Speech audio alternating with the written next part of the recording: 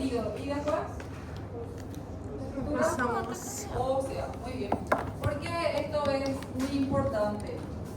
Porque a diferencia de las otras cavidades de los órganos, el cráneo tiene una estructura ósea que permite una presión intracraneana que no puede ser modificable. El tórax consigue expandirse, ¿sí? Hasta un máximo también que dejan las costillas, pero las costillas también permiten la expansión, por eso nosotros medimos un examen físico de expansión torácica y elasticidad torácica. Eso no tiene el cráneo. Y el abdomen sí que es mucho más expansible, mucho más lábil que las otras dos estructuras o las otras dos cavidades. Entonces, trauma craneoencefálico se define como lesión tanto en su contenido como en su estructura. Puede ser por una causa fuerza mecánica externa, o vamos a ver también que puede no haber una causa externa, puede haber una lesión en cualquier otro lugar que su consecuencia pueda llevar también a una lesión en el contenido del cráneo. Entonces, daño, lesión del cráneo y su contenido que se produce por una acción mecánica externa o cambios bruscos de energía mecánica. ¿Por qué estudiamos el trauma craneoencefálico cuando parece ser algo muy del especialista, del neurocirujano? Porque lo que nosotros tenemos que hacer como médicos generales es evitar las lesiones secundarias, que vamos a ver enseguida qué son. Y esas lesiones secundarias son muy importantes porque son los que nos dejan con los pacientes en un 25% con déficit, que no puedan reincorporarse o no puedan hacer su vida cotidiana. Entonces son pacientes que ustedes ya van a conocer, o que nosotros siempre decimos en términos no médicos, plantitas. O sea, son pacientes vegetales que quedan en la casa sin poder hacer su proceso fisiológico solos. Entonces esos pacientes implican un alto costo para el Ministerio de Salud. Son padres de familia, madres de familia, y muchas veces hijos pequeños, jóvenes, que sus padres adultos mayores tienen que estar cuidando cuando no hicieron todavía todo el resto de su proceso biológico de vida. Aquellos que para nosotros o para el sistema de salud es mejor que se mueran en el acto, ¿sí? Porque no tienen daños, no tienen secuelas, no quedan vegetales y no son altos costos para el Ministerio de Salud. Sobre todo por estos 25% que son secuelares o quedan en estado vegetativo, son pacientes que tienen larga instancia hospitalaria. Son pacientes que se quedan 1 mes, 2 meses en el hospital. Son pacientes que salen traqueostomizados, gastrostomizados, que reingresan varias veces en el hospital hasta que tengamos su deceso. El 75% de los traumas craneoencefálicos son leves, son aquellos que consiguen otra vez reincorporarse a la sociedad, pero que muchas veces también quedan con un cierto déficit. Entonces van a ver, hoy en día es muy visible salir de las calles y, por ejemplo, vemos pacientes que les falta una hemicalota, ¿sí? Entonces son pacientes que pudieron recuperarse de su trauma craneoencefálico, por eso están en la calle caminando, vivitos y coleando, pero que todavía tienen riesgo por falta de una estructura muy importante que son los huesos del cráneo. Entonces, ¿qué dijimos que son esas fuerzas o ese tipo de mecanismos que pueden causar un trauma de cráneo? Incluye aceleración y desaceleración, aceleración y desaceleración. También tenemos movimientos de latigazo que cambian las presiones intracraneales, y eso vemos todo, sobre todo en recién nacidos, en chiquititos, que todavía no tienen sostén encefálico. Por eso al bebé hay que agarrarle de la cabeza, porque si no el bebé lleva todito su cabeza hacia atrás o lleva todito su cabeza para enfrente, y en esos movimientos la presión del líquido cefalorraquídeo va cambiando y puede dañar las estructuras encefálicas. Tenemos por compresión directa, paciente que se cae de altura va a hacer compresión directa en el piso o en el objeto fijo.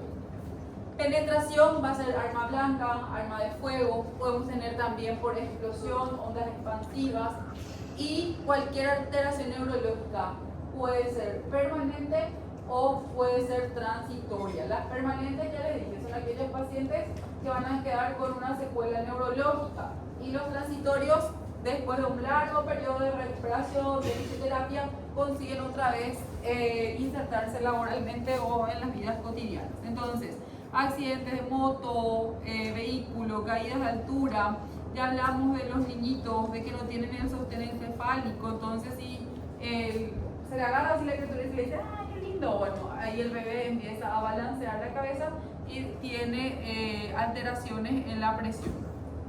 Traumas directos, arma blanca, arma de fuego.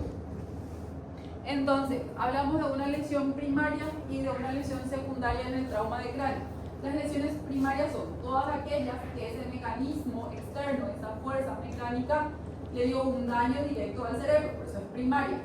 Accidente de moto, caída de altura, presión, desaceleración. Después tenemos aquellas lesiones que son secundarias, que el trauma no fue directo en la cabeza, pero hubo un trauma en otro lugar que da un daño también cerebral, como ser un paciente con un trauma cerrado de abdomen, que tiene una lesión hepática, una lesión de vasos, que pierde 2 litros de sangre en la cavidad abdominal, ya van a ser más de un cuarto de la volemia del paciente, va a ser menos perfusión cerebral, menos riego sanguíneo. Entonces, si no hay sangre, no hay oxígeno, si no hay oxígeno, hay isquemia. Entonces vamos a tener isquemia cerebral, podemos tener convulsiones también que puedan causar lesiones secundarias. Entonces, la lesión no está inicialmente, el impacto no fue inicialmente en el cerebro, fue en otros órganos, pero que en el transcurso del trauma tiene también un daño a nivel cerebral. Entonces, ¿cuál es lo que es nuestra función como médicos generales? Es prevenir las lesiones secundarias, las lesiones asociadas. Entonces, ¿qué tenemos que hacer? Recordarnos cómo vive el cerebro. El cerebro vive o funciona a base de glucosa, oxígeno y agua. En este caso, plasma, sangre. El oxígeno va por la sangre, la glucosa va para la sangre. Entonces, ¿qué tengo que hacer? Que el paciente tenga presión arterial para que pueda haber flujo sanguíneo. Entonces, mantener siempre una presión arterial media de 90. Todo paciente con trauma dijimos que vamos a ofertarle oxígeno hasta que podamos descartar lesiones que necesiten oxígeno. Y nosotros tenemos que saber del oxígeno, no sé si ya le expliqué del oxígeno. El oxígeno en el adulto no hace nada, ¿sí? Tipo, no importa que le pasen oxígeno al paciente y necesite. En aquel paciente que usted tiene que tener cuidado en pasarle oxígeno es al niñito, al recién nacido, porque hace intoxicación por oxígeno, le puede causar ceguera y también hay EPO. Después al resto, ustedes le pueden dar oxígeno sin ningún problema. Entonces no pasa nada. Es gratis en el hospital el oxígeno. En el privado lo que se paga por litros de oxígeno que ustedes le ponen al paciente. Entonces, suplementarle al paciente siempre con oxígeno. Y si ustedes tienen buena presión arterial, ustedes le van a dar también glucosa y le van a dar también agua al paciente de ustedes. Entonces, no va a haber una lesión cerebral secundaria. Para que no haya esa lesión secundaria, ustedes, el paciente llegó y ya tenían que haber hecho su ABCDE del trauma para buscar aquellas lesiones que no van a hacer que llegue el flujo sanguíneo cerebral normal y que no llegue oxígeno por si haya alguna lesión en pulmón que no transporte oxígeno suficiente a nivel del cráneo. Entonces, en trauma, siempre pueden ofertarle oxígeno y pueden ofertarle a alto flujo, no pasa nada. Si no tienen alto flujo, no tienen una máscara facial con reservorio, tienen una máscara facial simple, una cánula, no pasa nada, ¿sí?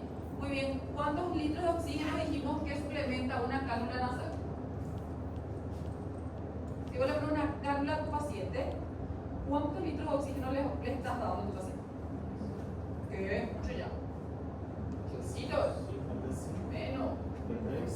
Si de 1 a 3 litros de oxígeno va, porque es una canulita, son dos tubitos que van a la nariz del paciente. La mitad del oxígeno sale otra vez afuera, ¿sí? Entonces que recibe el paciente. Ahora, si ustedes le suplementan de oxígeno al paciente por una máscara facial simple, que es la que tienen en la imagen al lado izquierdo, entonces como ven ya es un dispositivo cerrado, ¿sí? Ya es menos lo que fuga. Entonces ahí, ¿a cuántos litros le suplementan? Un poquitito más de la cánula nasal. A 5 a 7 litros por minuto. Y cuando tengan una máscara como esa, pero tiene todavía un reservorio, tiene una bolsa, ¿a cuántos litros de oxígeno le suplementan? Hasta 10, 12. Y después de eso, ¿qué tenemos? ¿Qué otro dispositivo? Alto flujo, ¿sí? Que es igualito que la cánula nasal, pero es más gruesito. Entra todito lo de la nariz del paciente, le distiende lo de la ala nasal al paciente. Es muy incómodo para el paciente. Y va a tener así como un, ¿cómo les voy a decir? ¿Conocen el corrugado que va a la máquina de anestesia? Pero es un tubo así todo corrugado que el paciente tiene por su cara, y eso se va otra vez a una máquina que nosotros médicos generales podemos manipular. Nosotros corregimos o nosotros cargamos cuánto queremos que se le dé de presión de oxígeno. O sea que yo ya le doy PO2 al paciente, ¿sí?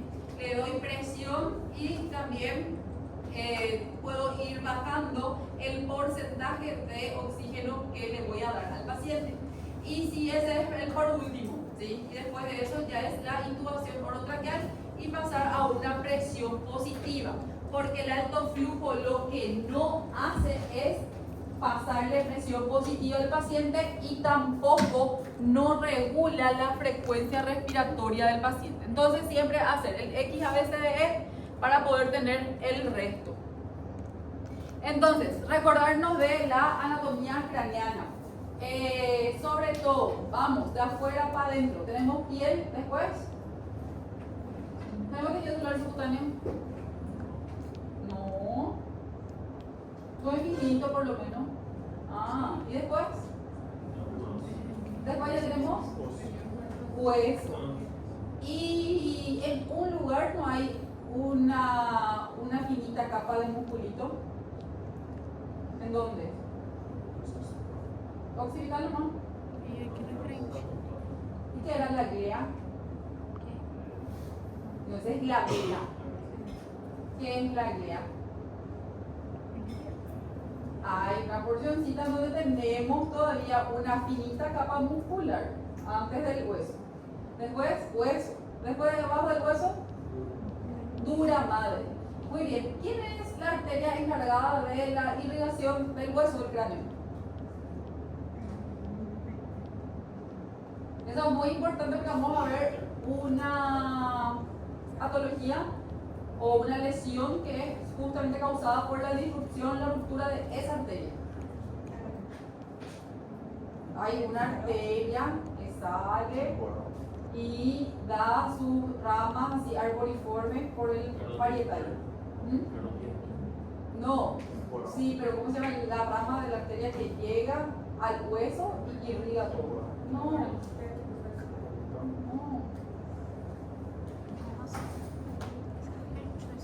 Y ustedes veían así el hueso parietal por dentro y tenía formas de árboles. Y tenía unos puntitos por donde atraviesa el hueso y irriga el hueso. Arteria meningia media. Entonces, eso es importante porque vamos a tener, ven por acá, hueso y por el hueso la arteria, ¿sí? Por ramas de la arteria meningia media. Y ahí luego tenemos la dura madre. Muy bien, por debajo de la dura madre, vasos. Hay vasos sanguíneos. Arterias sí. Vena tenemos. No tenemos vena, tenemos senos, ¿sí? Entonces tenemos todos los senos. Y después debajo de los senos, aracnoides. Muy bien. Y después del aracnoides, lo que envuelve todas las circunvoluciones del cerebro, pía madre, que se va a ser la encargada de... ¿Qué hace la pía madre? Plexos coroideos y formación de líquido cefalorraquídeo. Muy bien. Más o menos.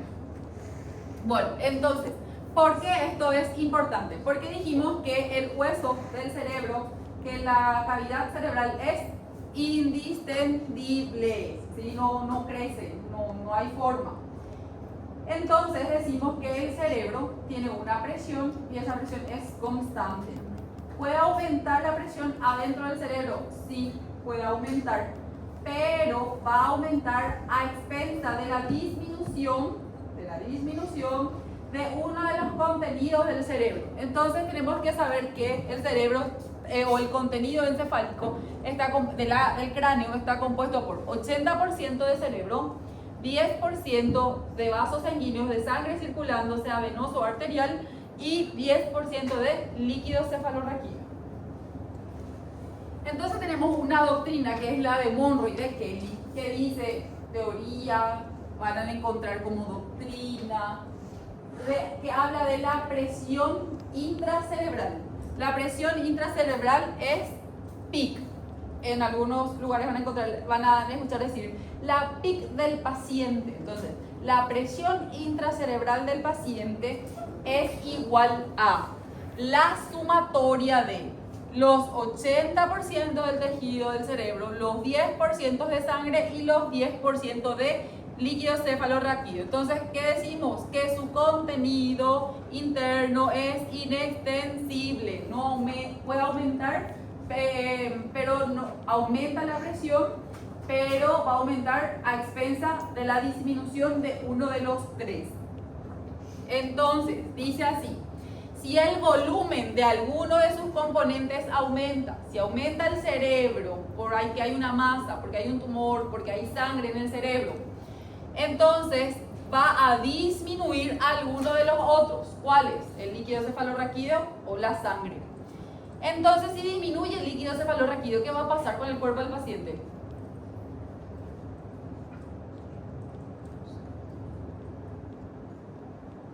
¿Cuál es la función del líquido cefalorraquídeo?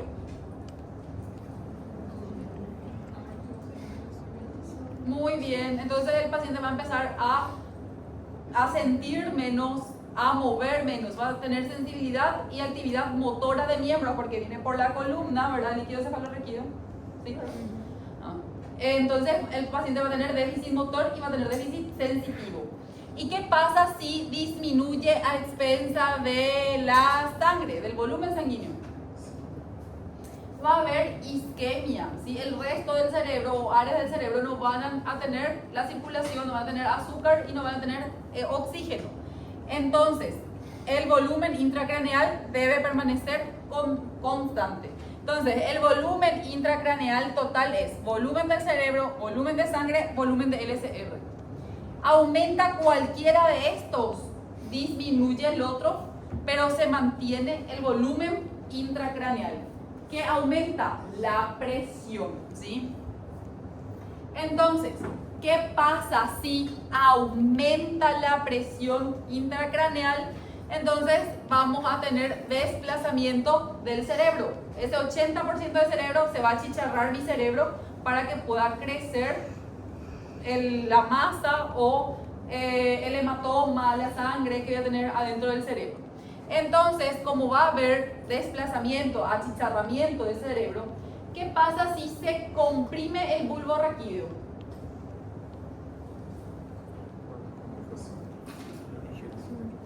El paciente deja de respirar, paro respiratorio, paro cardíaco, para el paciente, ¿sí? Paro respiratorio, no hay oxígeno, no hay sangre oxigenada, entonces hay isquemia generalizada, isquemia cerebral y el paciente hace muerte encefálica. Entonces, el desplazamiento de los tejidos me lleva a una herniación, que sería lo contrario a las hernias, porque como hay aumento de presión intraabdominal, busca por dónde salir. Acá hay aumento de presión intracraneal, pero no hay a dónde salir, porque es fijo. Entonces le decimos hernia a cuando el volumen del cerebro disminuye para dar espacio a la estructura que está aumentando la presión. Entonces, con la herniación hay compresión de tejido cerebral, hay compresión de arterias y por ende hay obstrucción del líquido cefalorraquídeo. Todo esto me lleva a la isquemia cerebral. Una vez que muere el encéfalo, el cerebro por isquemia, entonces tenemos una muerte encefálica. Entonces, cuando nosotros tenemos un golpe, hay un hematoma, así como en el brazo, eso tiene un proceso de reabsorción de esa sangre coagulada, ¿sí? Así mismo ocurre también en el cerebro. Cuando nosotros nos golpeamos y empieza el proceso de reabsorción, hay tejido inflamatorio, ¿sí? Vienen los monocitos, vienen los linfocitos, vienen los macrófagos, todo para fagocitar esa sangre coagulada. Entonces, con la inflamación hay edema, hay tumefacción, hay pérdida de líquido al tercer espacio.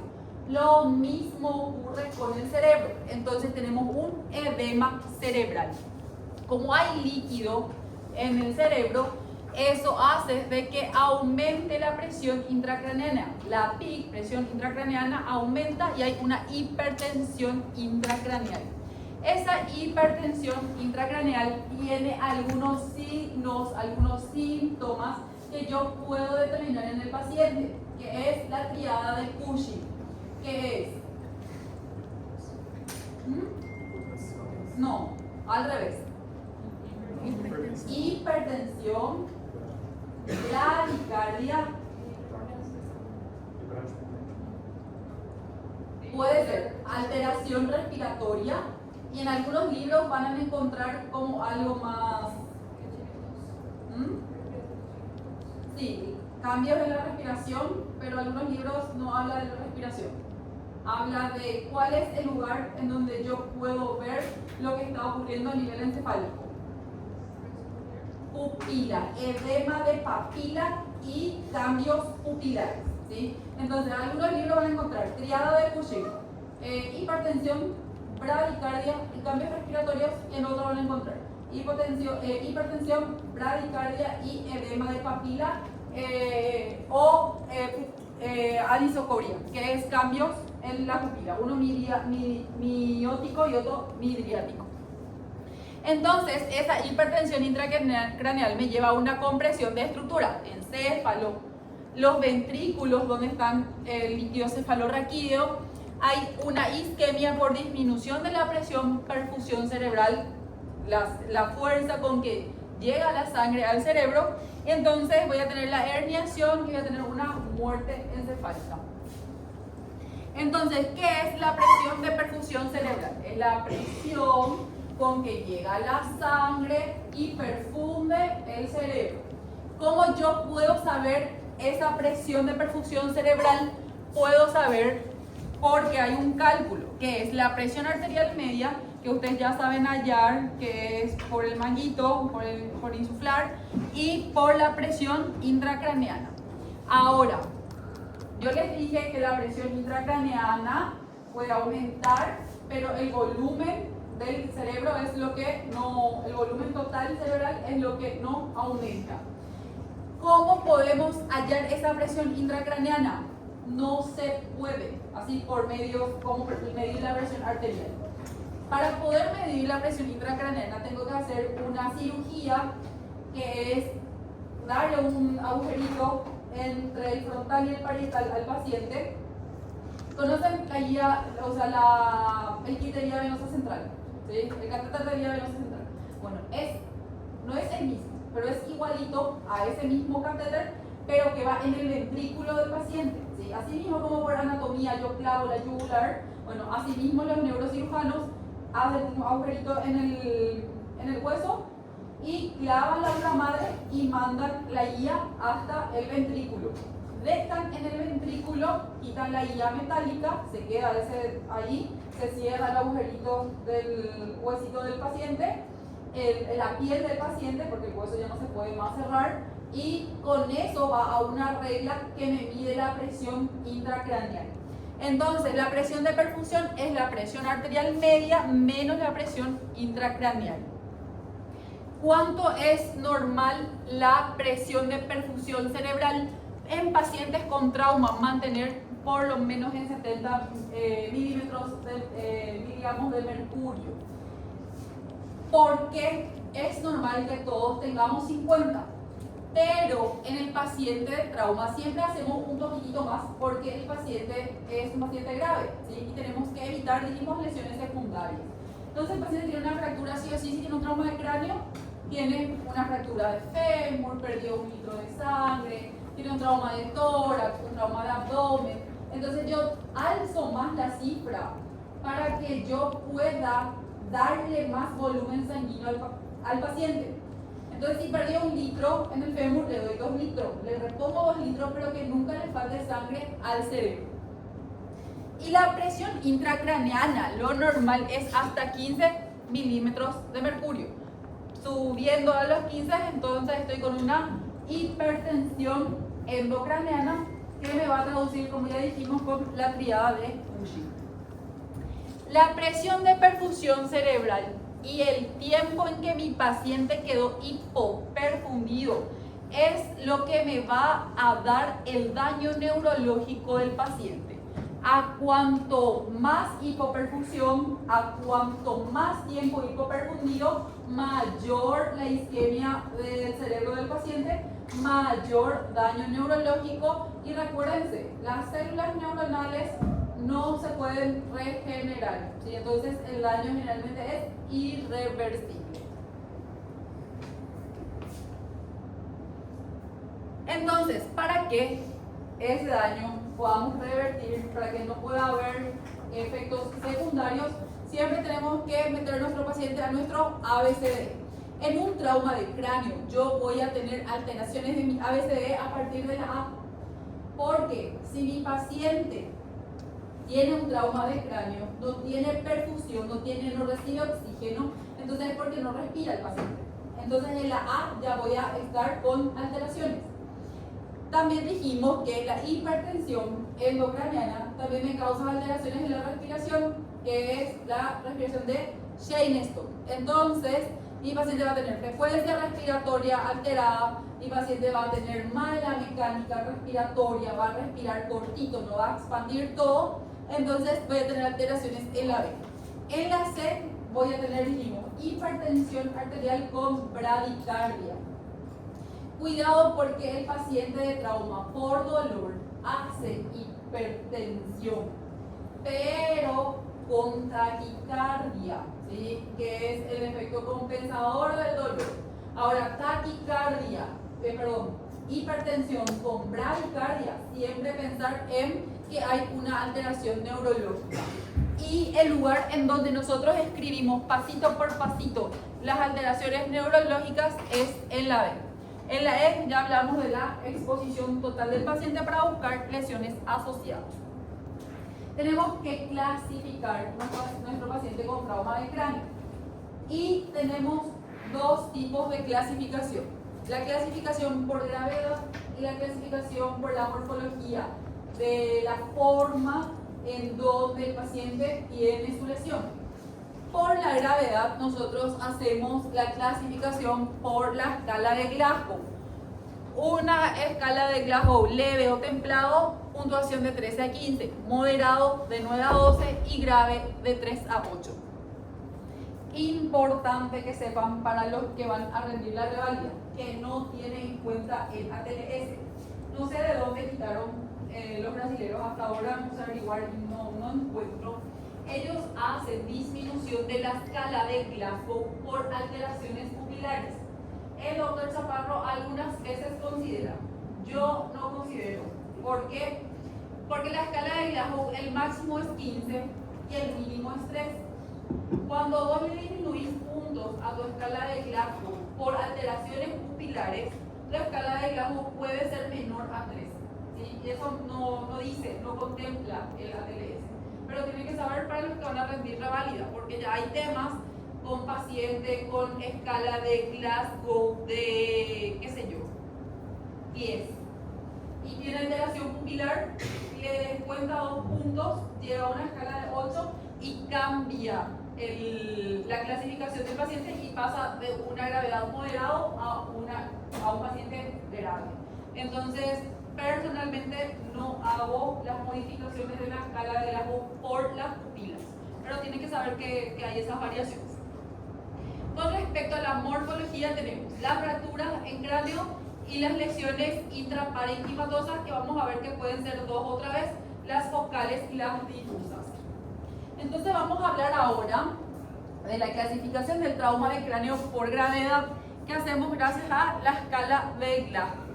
Recuérdense que la escala de Glasgow no solamente utilizamos en pacientes con trauma, sino que utilizamos en todos aquellos pacientes que deseamos evaluar el estado neurológico, el estado de alerta del paciente, sobre todo aquellos pacientes en sepsis, en infecciones generalizadas, en donde hay una disminución o una alteración del nivel de conciencia.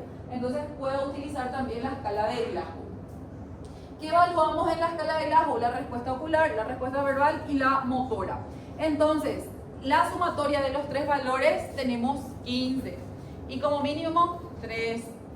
En todo paciente que ustedes hacen la medición de la escala de Glasgow, sea por trauma, sea por sepsis, ustedes deben de describir en dónde está la alteración. Un ejemplo, tienen un paciente con una escala de Glasgow de 10, entonces tienen que colocar ocular 3, verbal 4, motora 5, ¿sí?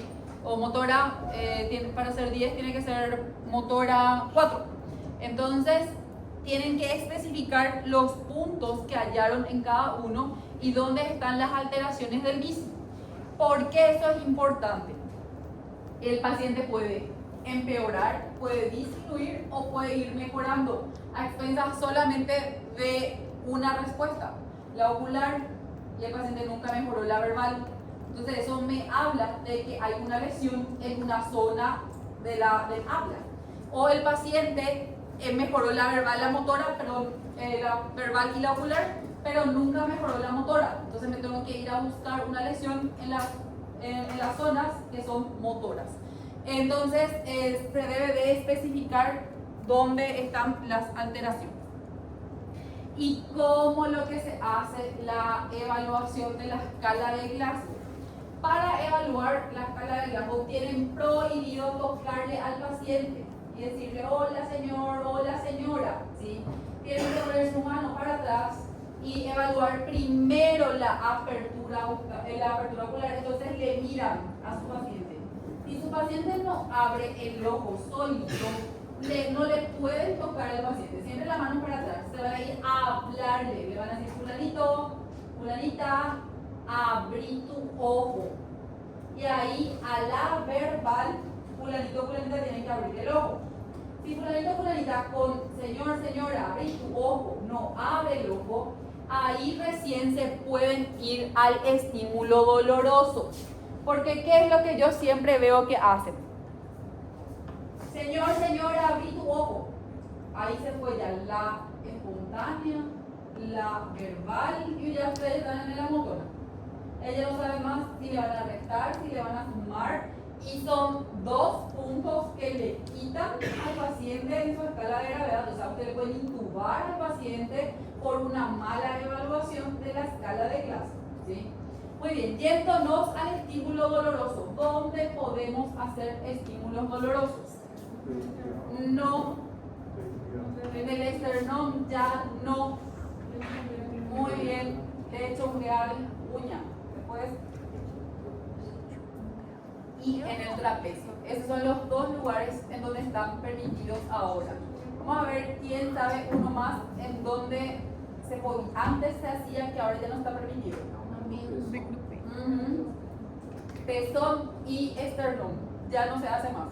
El pezón se considera acoso del paciente y el esternón, el paciente puede estar con una lesión cardíaca y ustedes estar ahí o una fractura external y ustedes todavía estar empeorando las fracturas de costilla, las fracturas externales.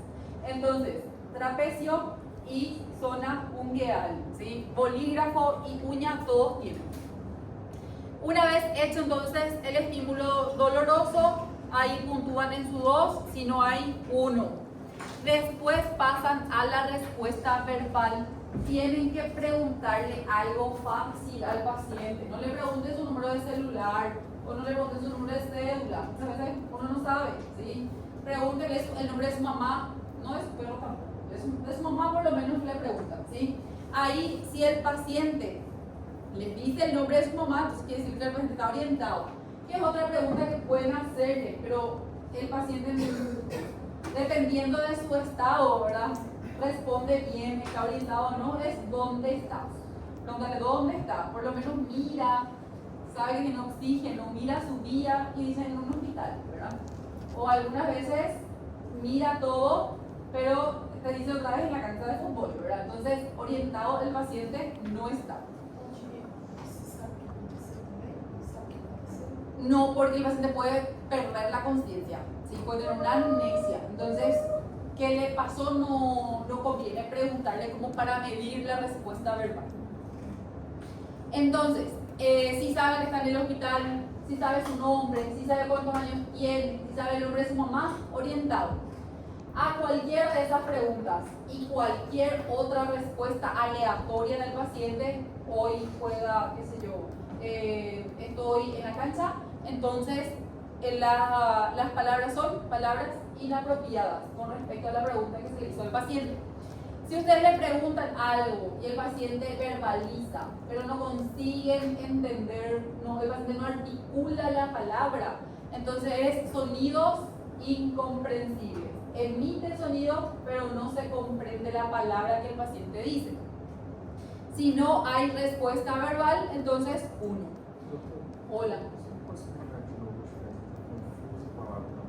Confuso, el paciente te habla súper bien, vos entendés, y el paciente nada más, entre confuso y palabras inapropiadas. El paciente te dice, por ejemplo, que tiene 32 años y tiene 40, pero está cerca, no es que haya sido una diferencia abismal. Inapropiada es que vos le preguntas, ¿dónde está? Y él te dice, estoy en la cancha. Hay pacientes que te dicen, están en el hospital y te dice, pasame por mi hamburguesa, te dice. O sea, totalmente inapropiado a lo que el paciente está viviendo. Confuso es solamente que venga la abuela y le diga mamá, y es su abuela, eso nomás es confuso. O sea, le identifica a la persona, pero confunde. No es que está. Ahora, inapropiado es totalmente otra cosa. Respuesta motora. Primero, para poder evaluar la respuesta motora, en la mente de ustedes otra vez tiene que estar. No pedirles al paciente cosas difíciles. No le den instrucciones como levantar el primer dedo de la mano derecha, porque el paciente tiene que pensar dónde está su primer dedo y dónde está su mano derecha. Entonces, díganle nomás, alza la mano, no importa de qué lado sea, derecha o izquierda. Apreta mi mano, que ustedes ya evalúan también fuerza motora al pedirle que apriete la mano, no importa de qué lado de la mano apriete. Los miembros, elevar miembros, es más difícil pedirle porque algunas veces tiene fracturas y es la primera evaluación de nuestro paciente. Nosotros todavía no llegamos a la de exposición. Entonces lo que ustedes ven, si el brazo está bien, que alce cualquier brazo, que muestre cualquier dedo, ¿sí? Mostrame un dedo, haceme el pelo, cualquier cosa, ¿sí? Una orden simple le tienen que pedir. Si no les obedece esa orden simple, entonces ustedes van a hacerle luego un estímulo doloroso al paciente. Si el paciente lleva la mano contralateral, por ejemplo, le hacen en el trapecio y lleva la mano al trapecio, cualquiera de las manos al trapecio, entonces localiza el dolor. Si ustedes le hacen en el dedo y lleva la mano en la uña contralateral, entonces localiza el dolor. Si el paciente, ustedes le hacen en el trapecio el dolor y hace esto, o como que quita el hombro del lugar de donde ustedes le hicieron el dolor, retira al dolor.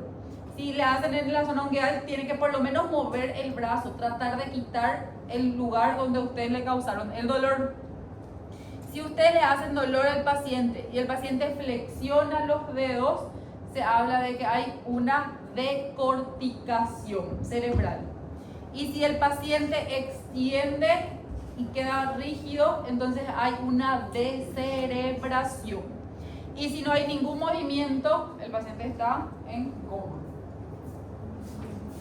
Entonces, ¿qué le vamos a pedir? Órdenes simples. Abrí los ojos, mostrame los dedos. Acá dice 2 dedos, pero no le pidan 2 o 3.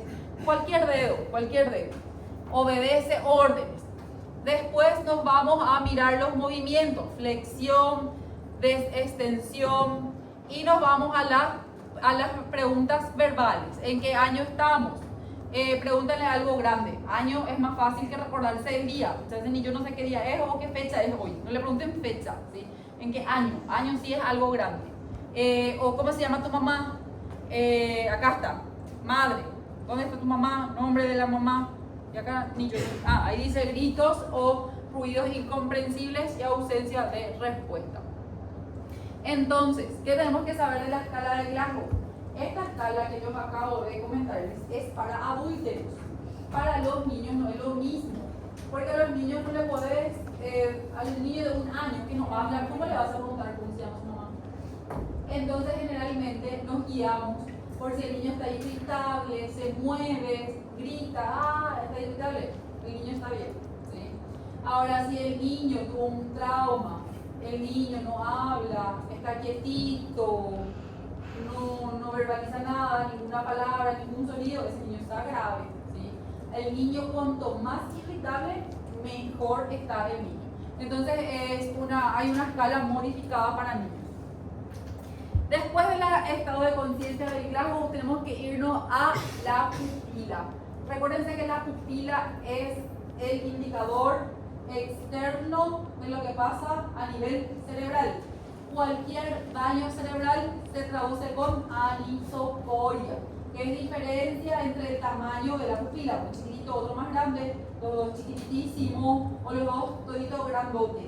Entonces, aumento del diámetro de la pupila, ¿cómo se llama? Midriasis.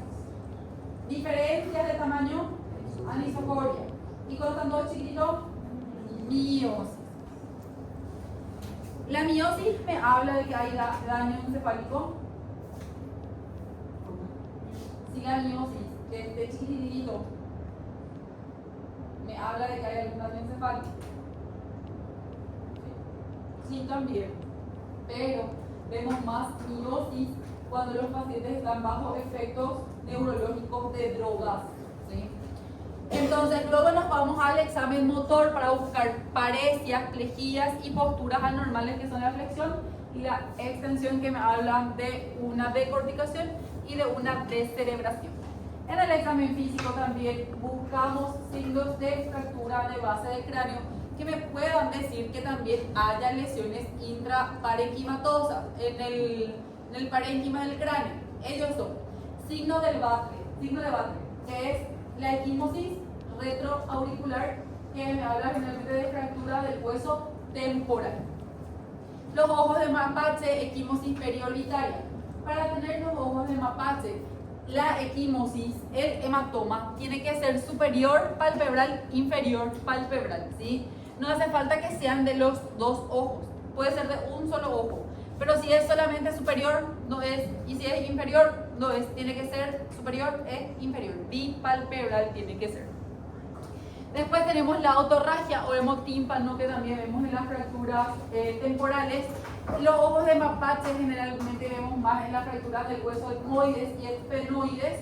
Y luego tenemos también la otolicorrea y la rinolicorrea, que es la salida o la pérdida de líquido cefalorraquídeo por la nariz o pérdida de líquido cefalorraquídeo por el oído. Paciente que no tenía ninguna infección, que no tenía rinorrea previo al accidente, se accidentó, no es algo rápido, chicos. Y después de 6-12 horas, inclusive se va a la casa, muchas veces se va de alta, y después empieza a perder un líquido transparente por la nariz. Es más frecuente por la nariz que por el oído, ¿sí? Entonces el paciente dice: ya tomé un Analer, una clorfenamina, cualquiera de las drogas, y continúa, y refiere algo muy importante: es continuo, no para en ningún momento, ¿sí? Cuando para, te va a decir el paciente, cuando me acuesto a cabecera a 0 grados, que es donde la presión intracraneal o por la gravedad deja de bajar por las fosas nasales. Entonces tienen que pensar en fractura de base de cráneo. ¿Cuándo le voy a pedir una tomografía a un paciente? No todo paciente tiene que tener tomografía de cráneo, pero sí hay una serie de imágenes que tienen que obtener todos los pacientes traumatizados por igual. ¿Y cuáles son? Series radiológicas en trauma. Radiología del tórax, panorámica del pelvis, en dos proyecciones postero anterior y AP, antero posterior y lateral, y ecofas. El resto de las imágenes ya es solamente si ustedes sospechan de que hay una alteración, en este caso una alteración neurológica.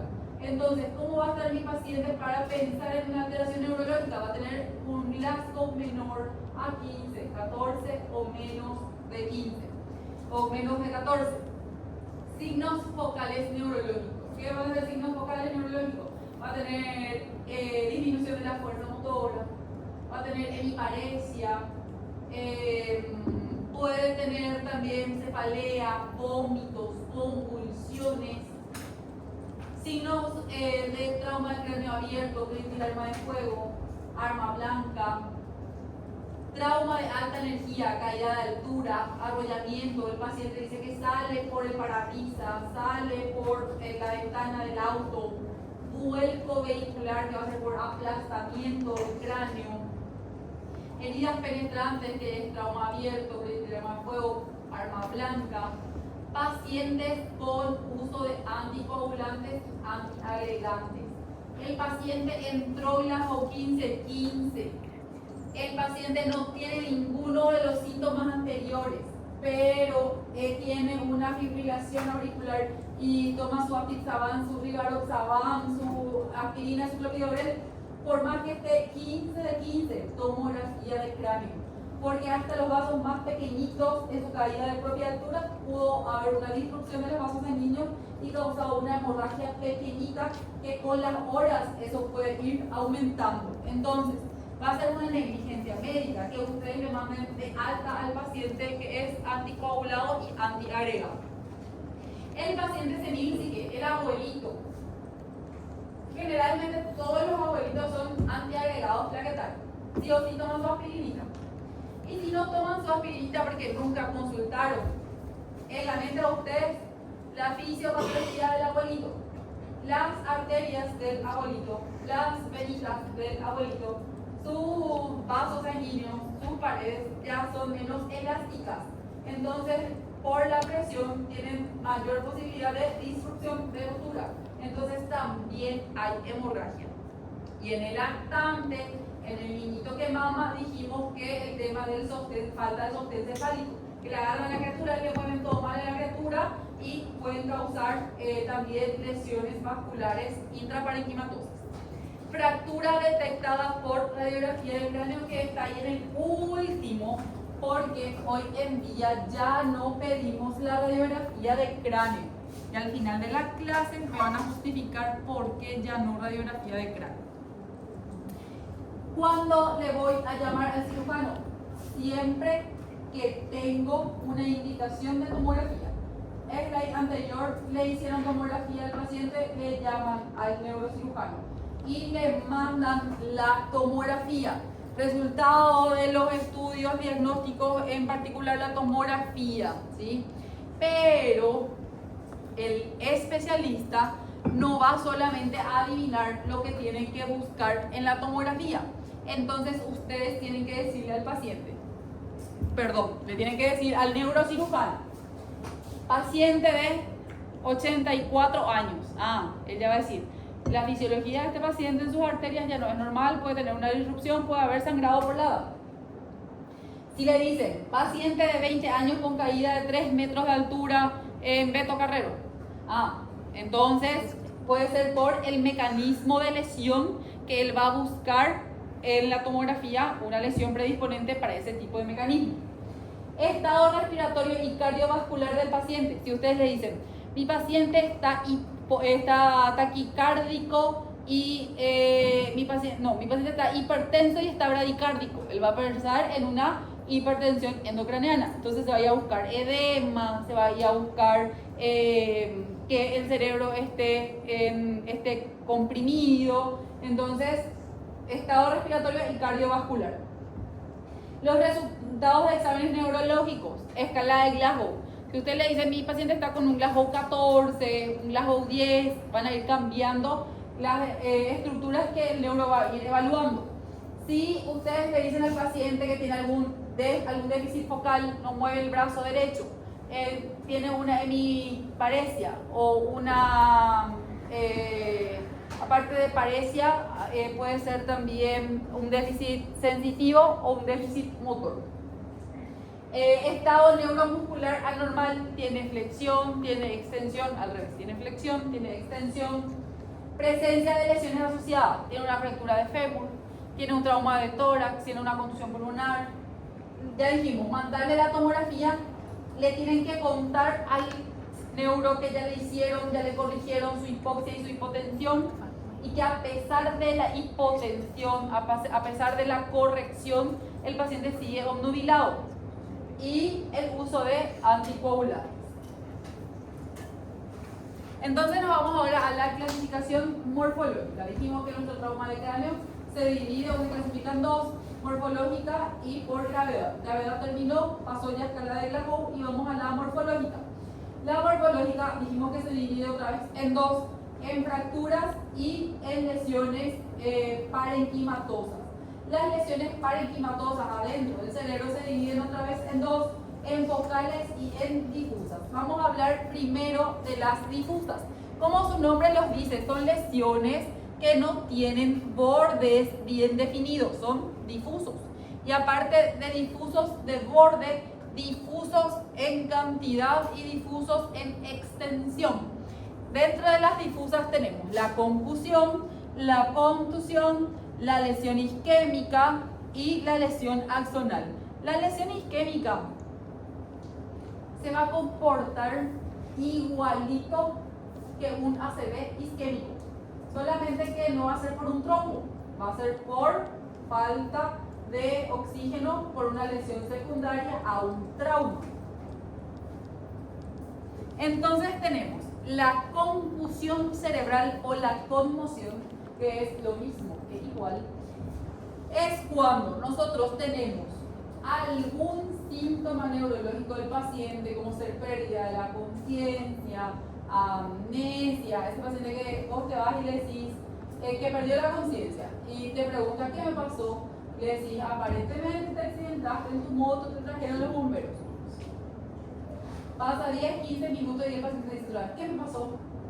Y vos le decís, te accidentaste en tu moto, te trajeron los bomberos. Pasa 10, 15 minutos y te pregunto otra vez, y vos ya le perdiste la paciencia. Esa es la conmoción cerebral, ¿sí? Paciente con síntomas neurológicos, pero le hacen la tomografía porque el paciente perdió la conciencia y está repitiendo cosas o una amnesia y ustedes no ven nada en la tomografía. Le mandan la tomografía al neuro y el neuro les dice no hay ninguna lesión visible por tomografía. Ahí ustedes le dicen al neuro, sí doctor, pero el paciente acá me está preguntando ya 5 veces la misma cosa. Entonces, diagnóstico, confusión o conmoción cerebral. ¿Qué vamos a hacer con el paciente? Se va a quedar internado. ¿Por qué? Porque tiene síntomas neurológicos. Tiene amnesia, pregunta cosas repetitivas. Entonces, le dejamos en observación. No hay nada en la tomografía. Ese paciente, tenemos que hacer su fisiología normal, ¿sí? El paciente habla, entonces no puede comer, le da un analgésico si le duele la cabeza, si tiene vértigo, le quito su vértigo, su mareo, normal. Cuando esté de alta o si tiene money y yo quiero ver las zonas donde está la lesión, el método auxiliar de imagen para poder evaluar es la resonancia magnética. Pero la resonancia magnética es caro y no hay de muy fácil acceso. Entonces, no cambia el tratamiento con resonancia o sin resonancia magnética, porque el paciente está Glasgow 15 de 15. Luego tenemos la contusión cerebral. Este sí, ya es una zona de hemorragia y yo veo la hemorragia en la tomografía. Las hemorragias se ven hiperdensas en la tomografía, se ven blanquitas, ¿sí?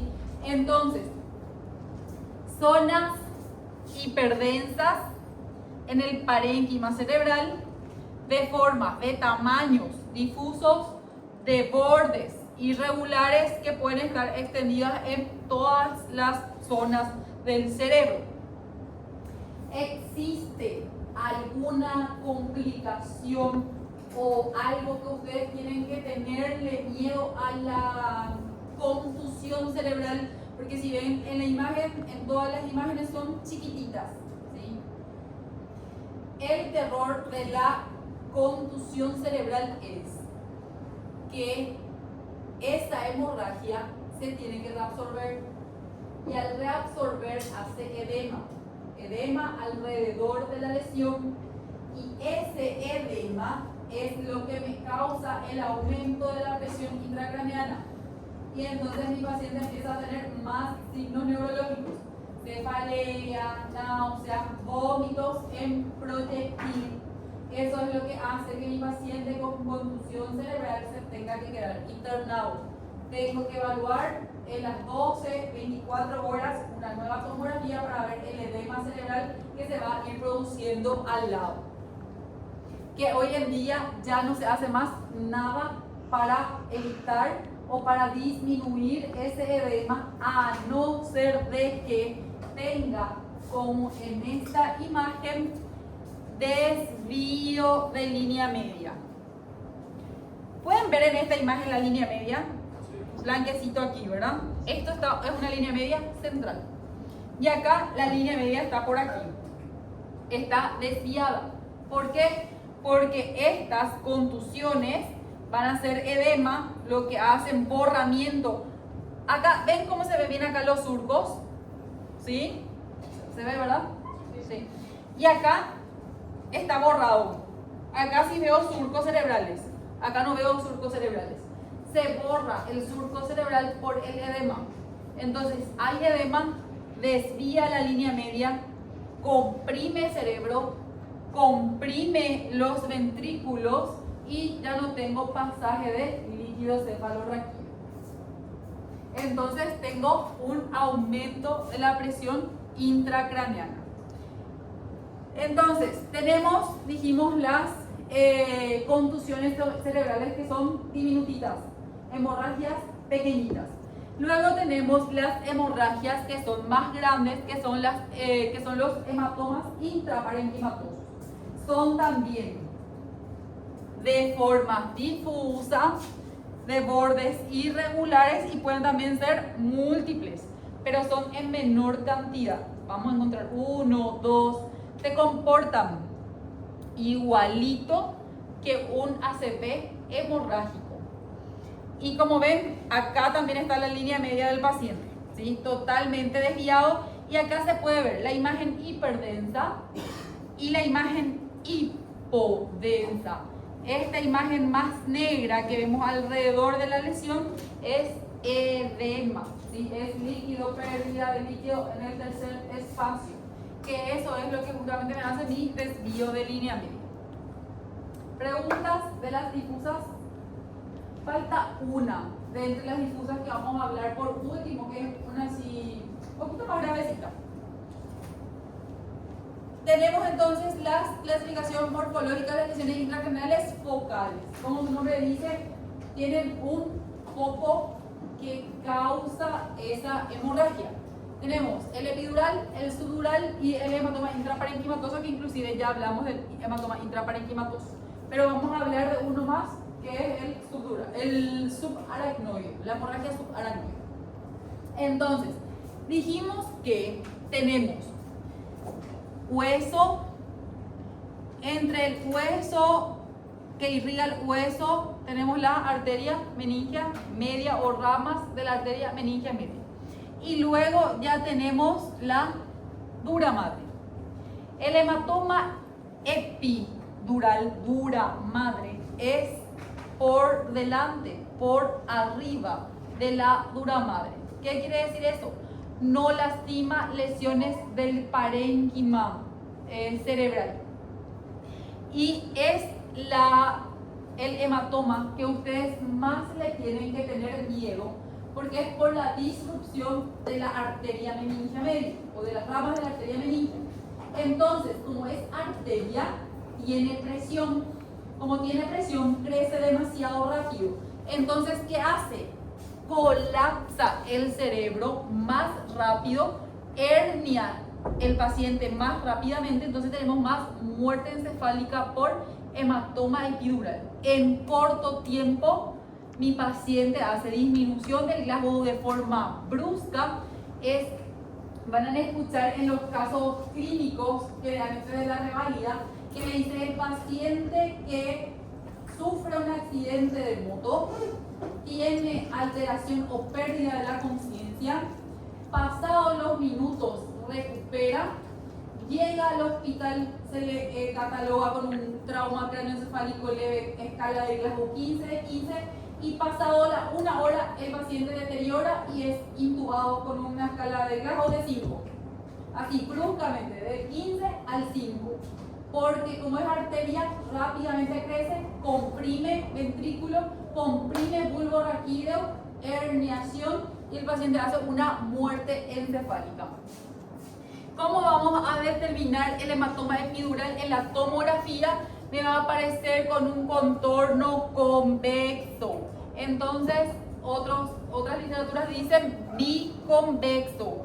Biconvexo porque convexo hacia el hueso, convexo hacia el parénquima cerebral. Otros libros comparan el hematoma epidural con una forma de limón o de luna llena. Entonces, siempre que tienen fractura de cráneo, de hueso del cráneo, tienen que buscar un hematoma epidural, o sí o sí. Si tienen paciente con fractura de hueso de cráneo, no se va de alta el paciente, se queda, se hace una segunda tomografía, descartan que no haya el hematoma epidural y ahí le dan de alta. En esta imagen ya tengo desvío de línea media, colapso de una de las astas del ventrículo, solamente un ventrículo ya está libre, entonces paciente grave. En todas las imágenes, biconvexo, forma de limón, forma de luna llena. Tenemos también desvío de línea media, colapso de ventrículos. En el primero no tenemos nada, ¿sí? Línea media, central y los dos astas de los ventrículos están abiertos. ¿Qué otra estructura importante deben de mirar que no se ve en esta imagen? Es el bulbo raquídeo, ¿sí? El bulbo también pueden ver por tomografía. Entonces van a ver si el bulbo está colapsado. Entonces ese paciente es un paciente que va encaminado a una muerte encefálica. Tienen minutos para descomprimir el cráneo del paciente, no es lo ni horas, ¿sí? Ahí tenemos el hematoma subdural. El hematoma subdural, como se dice, es un nombre subdural por debajo de la dura madre. Entonces, ¿cuál es la estructura que realiza el sangrado? Los senos venosos. Como son venas, o sea, no son venas porque no tienen los epitelios de una vena, pero son sangre desoxigenada, son sangre a baja presión porque tiene que bajar por la yugular, entonces paran más rápido el sangrado. ¿Por qué le tienen miedo a ustedes o todo el mundo al hematoma subdural? Porque como son de los senos venosos y los senos están conectados entre sí, la extensión del hematoma subdural es mayor. Ustedes ven y dicen, Dios mío, agarra todo el cerebro, desde el frontal, parietal, temporal, occipital. Pero la verdad que es el más bonito de entre los dos, de entre el epidural y el subdural, el mejorcito es el subdural. Obviamente ese subdural que está ahí no es bonito. ¿Por qué no es bonito? Acá está mi línea media, totalmente desviada. un ventrículo, ya está colapsado, solamente tengo un ventrículo libre. Entonces es un hematoma subdural que está comprimiendo. Acá ya no tengo surcos, acá todavía tengo un poquitito de surcos.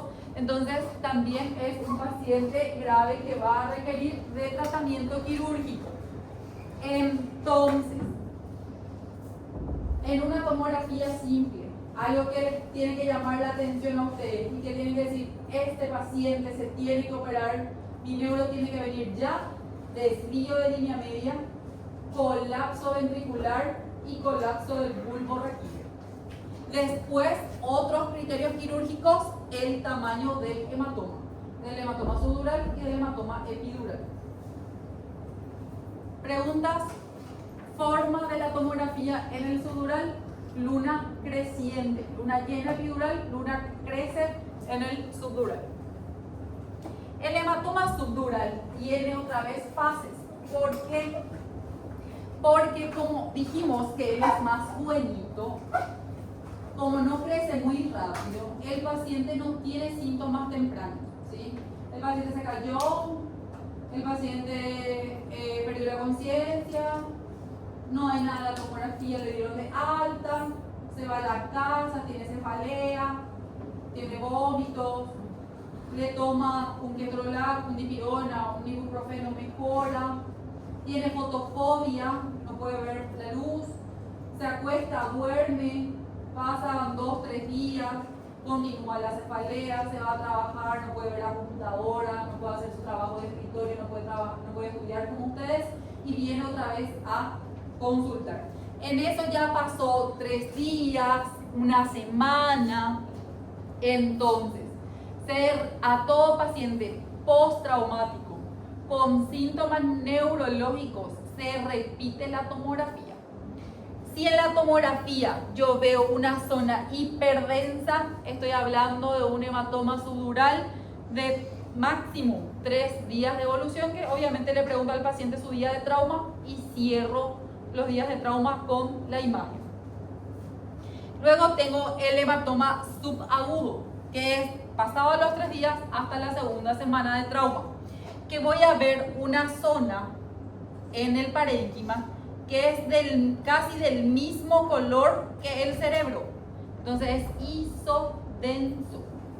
Y luego el hematoma subdural crónico, que es más de 2 semanas, que voy a ver una zona que es hipodensa, que es más negro, más oscuro, en una escala de gris más oscuro que el parénquima cerebral. En este hematoma subdural agudo, ¿cuál sería el criterio quirúrgico? Aquí está la línea media, súper bien se ve la línea media, súper centrada. Colapso ventricular, ¿sí? La línea media está súper central también. Capaz por el corte nada más no se vea, por eso la tomografía tiene que ser dinámica. Ustedes tienen que ir evaluando corte por corte, ¿sí? No vemos el otro ventrículo, pero este ventrículo está súper bien. Y esto nomás es su subdural, capaz no haya compresión. Y acá sí que se ve todito su ventrículo, ¿sí? Este paciente ya no es quirúrgico, ya se está reabsorbiendo solito el hematoma. Pero sí que pasa con esos pacientes del subagudo y el crónico, tienen síntomas neurológicos, no toleran la luz, tienen muchas náuseas y vómitos, ya perdieron 2-3 kilos, hace una semana que no comen, todo le da mareo, todo vomitan y tienen una cefalea intensa. Son pacientes que se quedan internados y reciben medicamentos por vía endovenosa. Luego tenemos la hemorragia subaracnoidea. Como dice su nombre, es en el espacio subaracnoide.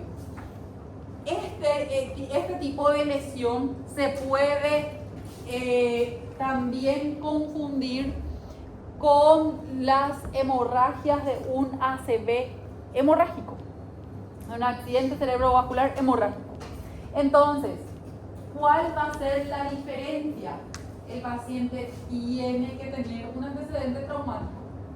Ahora, tenemos un paciente que generalmente nos deja ahí en la duda. ¿sí? El paciente que se iba en la moto y se cae solito de la moto y tiene un HCA. A ese paciente voy a venir a medir su presión arterial. Si ingresa con una presión arterial de 180, de 200, lo más probable es que es un paciente hipertenso con una emergencia hipertensiva que hizo un ACV hemorrágico y se cayó de su moto y se accidentó, porque nadie no se va solo en la moto y se cae solito de la moto. O tuvo que pasar una lomada, o tenía que haber arena, y algo tenía que haber para que se caiga solito. Entonces, la cinemática del trauma, la forma en que el paciente se accidentó, siempre me va a hacer el diagnóstico diferencial.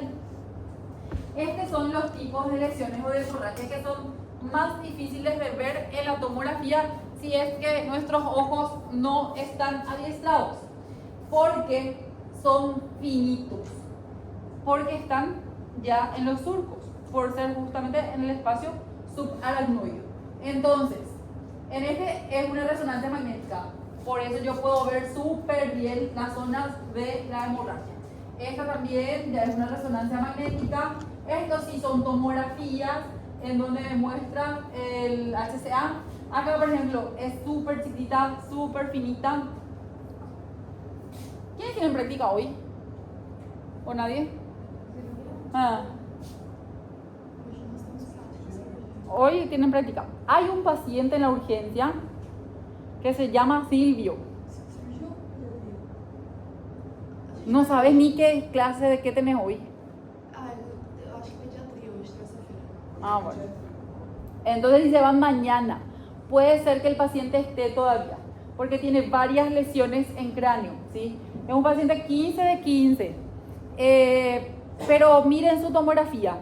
El HCA del paciente es así. Un HCA perdido, pero van a ver bien a nivel temporal. ¿Sí? Temporal del lado derecho tiene su hemorragia.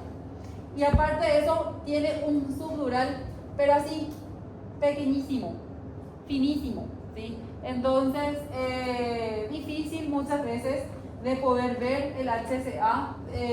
Es más fácil ver el hematoma subdural o ver el hematoma epidural, y más el hematoma epidural que crece súper grande. Entonces, comparando las lesiones que acabamos de ver, epidural, tiene que haber una fractura, bicóncavo. La hemorragia subaracnoidea tiene que ir entre las fisuras. La contusión es intraparenquimatosa dentro del cerebro del paciente y no tiene bordes definidos. Y el subdural tiene forma de banana o tiene forma de luna creciente. Y ahora vamos a hablar de la lesión axonal difusa. La lesión axonal difusa es una destrucción de los axones. ¿Qué quiere decir eso? Axón, no hay sinapsis, ¿sí? ¿Qué quiere decir eso? Es una lesión irreversible, que muchas veces no vemos nada en la tomografía. Entonces tenemos una clasificación que es la clasificación tomográfica de Marshall, en que el paciente tiene una escala de Glasgow alterada, paciente nada lúcido, nada colaborador, escala de Glasgow bajo, 10, 12. Le hacen una tomografía y es un HCA chiquitito que no, ¿cómo decir? La lesión que tiene el paciente no concatena con el estado neurológico del paciente. Entonces muchas veces no hay una patología intracraneal visible en la tomografía que justifique el estado neurológico del paciente. Entonces, paciente Glasgow bajo, sin lesión o poca lesión en la tomografía, lesión axonal difusa. ¿Cómo vamos a hacer el diagnóstico? Por resonancia magnética. Generalmente son pacientes que no recuperan, que quedan con un cierto déficit neurológico, pacientes que se pueden ir recuperando con mucha fisioterapia motora, global, Hay veces que necesitan gastrostomía, manejan la vía aérea, pero no consiguen deglutir, entonces hay que hacer otros tipos de tratamiento quirúrgico. Entonces, ¿qué tipo de lesión tenemos? ¿Cómo se llaman? Hemorragia intraparenquimatosa o hematoma intraparenquimatoso. Bordes totalmente irregulares de gran tamaño. Y esto que vemos negrito al lado, edema perilesional. Hematoma intraparenquimatoso. Y estas líneas blancas,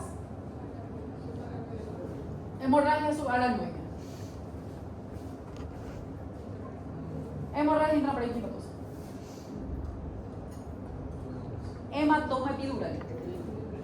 ¿Ven? El hematoma epidural. Blanco, ¿verdad? ¿Sí? Y este punto negro,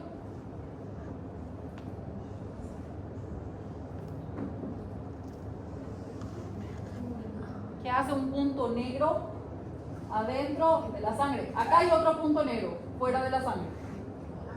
Acá hay otro punto negro y otro punto negro. ¿Normal? ¿Patológico? ¿Patológico? ¿Y qué puede ser negro en la tomografía? Puede ser líquido cefalorraquídeo, pero líquido cefalorraquídeo adentro de la hemorragia. ¿Dónde va a estar el líquido cefalorraquídeo? ¿Dónde está el líquido cefalorraquídeo? En los ventrículos. Es gas, es aire, ¿sí? Entonces, si hay aire adentro del parénquima cerebral, ¿cómo se va a llamar? Neumoencéfalo. ¿Qué quiere decir que haya neumoencéfalo? ¿Cuál capa de la meninge está abierta? La dura madre. ¿Cuál es la complicación que puede ocurrir con ese paciente? ¿El aire que nosotros estamos respirando está estéril? No. ¿Y si ese aire se va adentro del cerebro, qué le va a pasar? Una infección, va a tener una meningitis o va a tener una encefalitis. Este es un paciente que hay que cubrir con antibiótico. Muy bien, ¿y acá? Un hematoma subdural. ¿Y acá?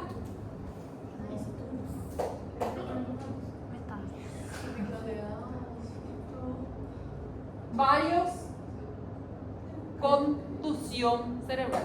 Grande, difuso, hematoma intraparenquimatoso.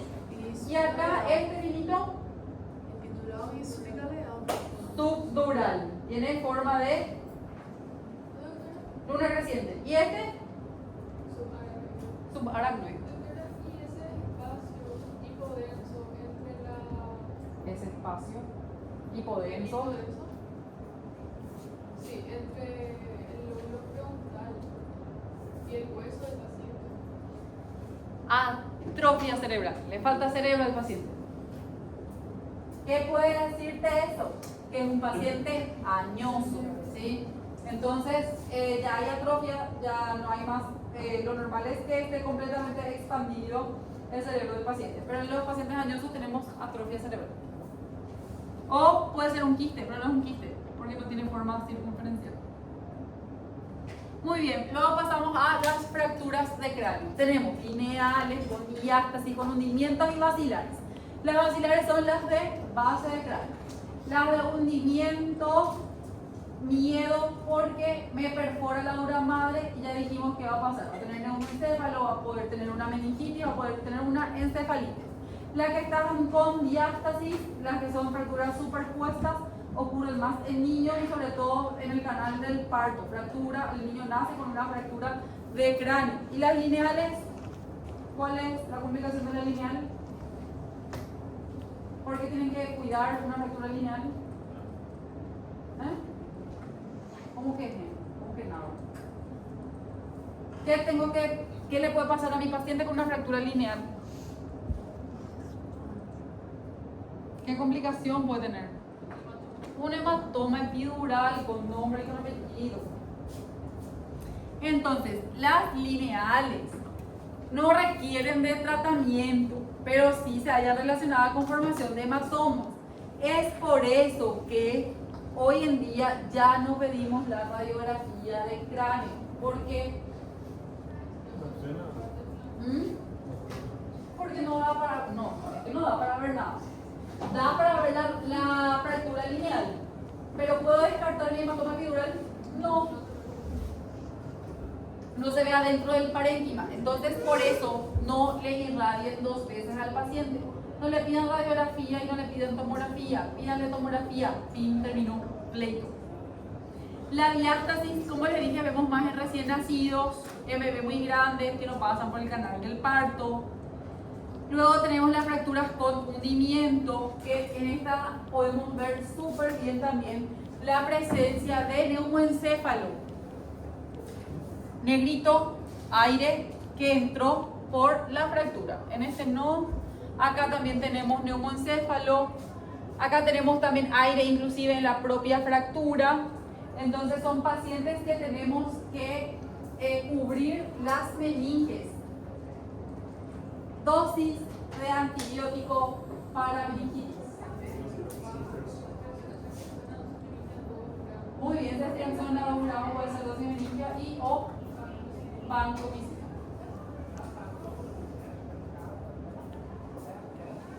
Entonces, las fracturas con hundimiento, hematoma subdural, hematoma epidural, que van a estar asociadas. Las fracturas de base de cráneo dijimos, fracturas de esfenoides, de etmoides, de temporal. Podemos tener la salida de líquido cefalorraquídeo por nariz, por oído y también hemotímpano o otorragia. Entonces, podemos tener fractura a nivel del temporal. Acá ya tenemos justamente una hemorragia. Tenemos también fracturas a nivel de, acá va a ser todavía occipital, base de cráneo. Acá es esfenoides, etmoides. ¿Pregunta de fractura de base de cráneo? Ninguna. Por fractura de base de cráneo también pueden tener neumoencéfalo, ¿sí? Bueno, entonces, ¿cómo voy a tratar mi paciente con trauma de cráneo? Primero, hacerle la tomografía. Segundo, clasificar mi paciente en gravedad y en morfología. Porque ya dijimos que puedo tener un paciente leve y puedo tener un paciente con neumoencéfalo. Ese paciente tiene que recibir ceftriaxona dosis meningia. No le puedo mandar a su casa porque no hay ceftriaxona vía oral. ¿Estamos? Entonces, puede estar 15 de 15, puede estar 15 de 15, pero igual se va a quedar internado. Entonces, protocolo a seguir. Paciente con Glasgow 15, sin pérdida de conciencia ni amnesia. No se desmayó, se recuerda de todo su accidente, se recuerda cómo vino al hospital, todo. Si tiene alguno de estos síntomas, se hace tomografía. Si no tiene nada de esto, acá todavía dice que se hace radiografía de cráneo, que nosotros dijimos que ya no se hace. Si el paciente no tiene ninguno de estos síntomas, hacemos radiografía cervical, tórax, panorámica de pelvis, ecofaz. Si está todo normal, se le da al paciente alta con signos de alarma. ¿Qué son signos de alarma? Estos. Cefalea, vuelve a consultar. Vómitos, viene a consultar. Mareo, viene a consultar. Convulsión, obviamente su familiar le va a traerlo otra vez y convulsiona. Si tiene déficit neurológico vocal, no mueve un dedito, no siente un brazo, siente más el otro, una pierna, no puede alzar una pierna, le traen otra vez. Entonces eso es alta con protocolo de TCE. Si el paciente está Glasgow 15 de 15, pero tiene alguno de estos síntomas, se va sí o sí a la tomografía de cráneo. Si la tomografía es normal, no tiene nada, si no veo ninguna lesión, pero tiene estos síntomas, ¿cuál es el diagnóstico de mi paciente? Una conmoción cerebral o una confusión cerebral. Entonces, veo, le dejo en observación a mi paciente un ratito, unas horas, menos de 6 horas. y que evalúo el Glasgow, el deterioro clínico, la persistencia de los síntomas, si hay algo más en la tomografía o otros órganos que estén también con laceraciones, y si hay algún factor de riesgo, hipertenso, diabético, anticoagulado, antiagregado plaquetario. Si tiene alguno de estos, mi paciente se interna, ¿sí? Si no tiene nada de esto, a las 6 horas a la casa, ¿sí? Con mismo protocolo de TCE. Si el paciente tiene un Glasgow 15 con pérdida de la conciencia o amnesia, con tomografía patológica, o un Glasgow menor a 15, 14, 10, 11, ¿verdad? Con patologías, le llamo al neurocirujano y el neurocirujano se hace cargo del paciente. ¿Beleza? Hasta acá por hoy. Llame la lista, ¿verdad? Sí. Muy bien. Faltando 10 minutos.